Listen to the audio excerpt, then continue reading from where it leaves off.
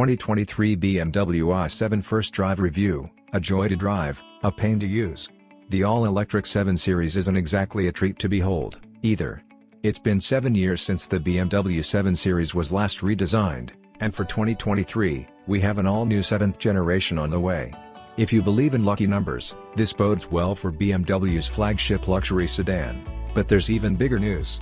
Along with the all-new 7 Series, we're also getting an all-electric i7 variant. The 2023 BMW i7 goes on sale at the end of 2022, with a starting price of $120,295, including $995 destination. On a single charge, the EPA estimates it can travel between 296 and 318 miles depending on wheel choice. Bigger equals less, but we wouldn't be surprised if it exceeds its official figures in real-world driving. A lithium-ion battery pack in the floor with a usable capacity of 101.7 kWh powers the motors on the front and rear axles for all-wheel drive. Combined, they produce 536 horsepower and 549 pound-feet of torque. As much as 605 pounds-to-foot of torque can be momentarily summoned in boost mode by tapping the paddle on the left of the steering wheel.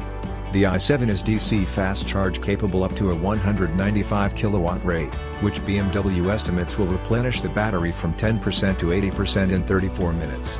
As an added incentive, owners can enjoy 3 years of unlimited free charging on the Electrify America network. On more typical 22 kilowatt level 2 chargers, a full charge from empty should take 5.5 hours. By comparison, the Mercedes-Benz EQS has an EPA estimated range of either 340 or 350 miles depending on model and should charge from 10 to 80% in 31 minutes.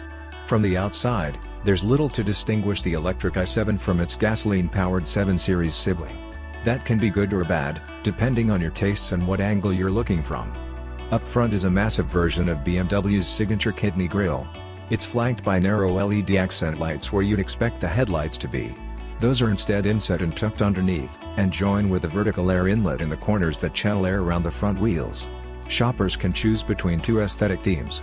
The luxury choice, above left, features a grille with chrome accents and a body-colored front fascia, while the M Sport, above right, goes with a blacked-out look for the grille and surrounding bodywork. We're still struggling with the looks of the front end, but after a few days of getting familiar with the i7, it's not quite as jarring as it was initially. For an additional $12,000, you can opt for Maybach-like, two-tone red and black or silver and gray paint schemes. The i7's profile is far less polarizing and retains all of the 7 Series personality with a long hood and comparable short rear deck. The recessed black plastic door handles seem out of place, though. Why are they not body-colored? The rear end is executed with more grace than the front, with more conventional styling and distinctive horizontal taillights. The i7 and 7 Series are only sold as long-wheelbase sedans and have a definite presence on the road. For those wincing at the front-end styling, we suggest spending some time experimenting with BMW's online configurator to see if there's a combination of themes and colors that might win them over. Besides styling and aesthetics, the i7 presents a mixed bag of praiseworthy and head-scratching results. The i7 offers power operating doors that should open with a simple touch of a button. But the numerous sensors won't allow for that unless you're deliberately to the rear of the door. If you're too close, it will only pop partly ajar until you step to the rear. More often than not, the typical position at the door results in frustration and resorting to pulling the resistant door open. A small button on the edge of the dashboard closes the door with no such issues, but we suggest skipping this option. Like gesture controls, it seems like a feature to impress friends when one first gets the car, but will ultimately rarely use. Once inside, front passengers are treated to a stylish and modern interior. The dashboard is minimal in design with a long, curved glass sheet enclosing the digital instrument panel and central infotainment touchscreen. A crystal-like trim element hides the air vents and illuminates with the cabin's mood lighting. Small rubberized dials underneath control the vent direction, and air distribution is pleasingly even and effective. You may want to avoid the gloss carbon fiber, below right, or mirror oak dash trim as they tend to reflect annoying sun glare. There's also glare off the piano black center console and crystal infotainment dial, but sadly, there's no alternate material offered.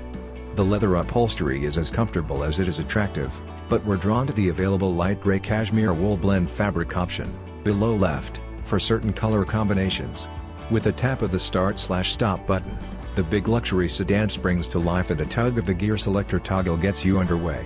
A single pull puts you in the regular drive mode, while a double pull selects the B mode that allows for one pedal EV driving. Otherwise, the i7 freewheels with little deceleration in the normal drive setting. Acceleration is instant and with authority. BMW says it will reach 60 miles per hour in 4.5 seconds on its way to a 149 mph top speed. As is the case with most EVs, the i7 gathers speed with eerie silence, but if you select Sport mode, a futuristic hum is piped in through the speakers. The sounds are engineered by Academy Award-winning composer Hans Zimmer and add a likable amount of theater to the driving experience. The B driving mode slows the i7 to a graceful stop and is easy to smoothly modulate under all conditions. On a winding road, the suspension ably slices through curves with only moderate body roll. It corners with more athleticism than you'd expect from a 5,917-pound sedan but doesn't encourage sporty driving.